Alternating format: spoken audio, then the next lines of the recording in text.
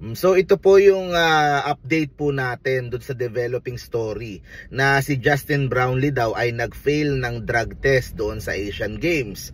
Okay, ito po, sinabi ng POC, Gilas to retain Asiad gold amid Brownlee failed doping test. Okay, so nagsalita na si Congressman Bambol Tolentino, President ng Philippine Olympic Committee.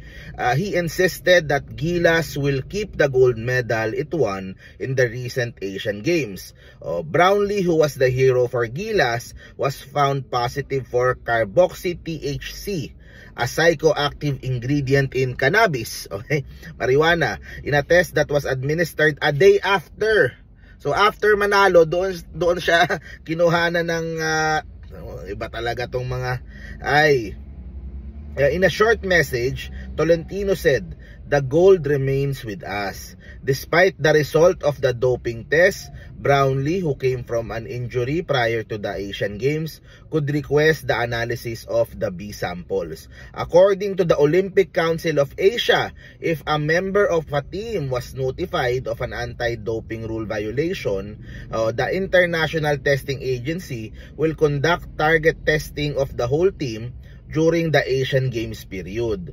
If more than 2 members were flagged on doping, they will be imposed an appropriate sanction for the team." So, kapag lagpas ng dalawa, okay, pero the thing is, nakauwi na lahat. Yung hindi ko maintindihan. Dapat, di ba, kung merong mga test dyan, merong mga, usually before the match, before, di ba, before the competition, bago yung mga laban, di ba, ganun din pag sa boxing, pag sa, yung test is before, hindi after.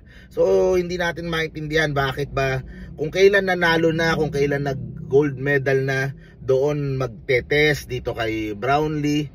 And ako ay highly doubt yung kung ano mang resulta po yung lumalabas po dyan. Alam natin na don't panic, it's organic, di ba? Na hindi big deal yung pong nakita kay Brownlee daw. Pero maski yun, nagdududa pa rin ako kung talagang merong nakita po sila tungkol po dyan. Pero yung sabi nga dito, if more than 2 members were flagged, yun, doon pa lang merong appropriate sanction.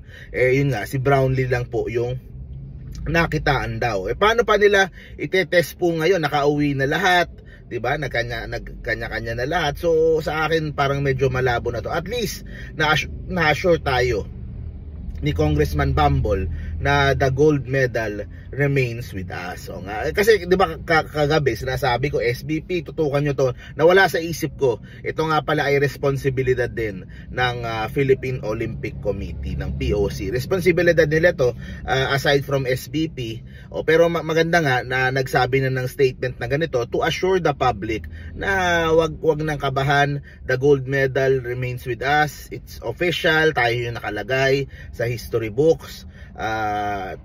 Tapos na yung 61-year drought natin sa ginto, sa basketball, sa Asian Games. Sa akin lang, itong isa sa mga humahanga din ako dito kay POC President Bambol Tolentino. Napakabilis umaksyon. Tingnan nyo, di ba? Ano kaagad?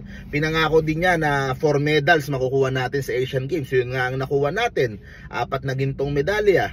Tapos, of course, siya lang ang nakaisa-isang POC President na may gold medal sa Olympics. So, yun naman ang pinakatrabaho ng POC.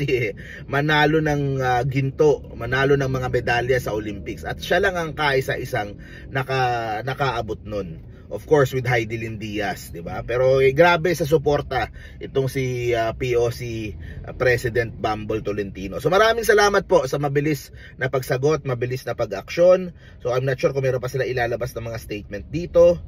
Pero yun nga ang saang mensahe ni Kong Bambol sa atin, the gold remains with us.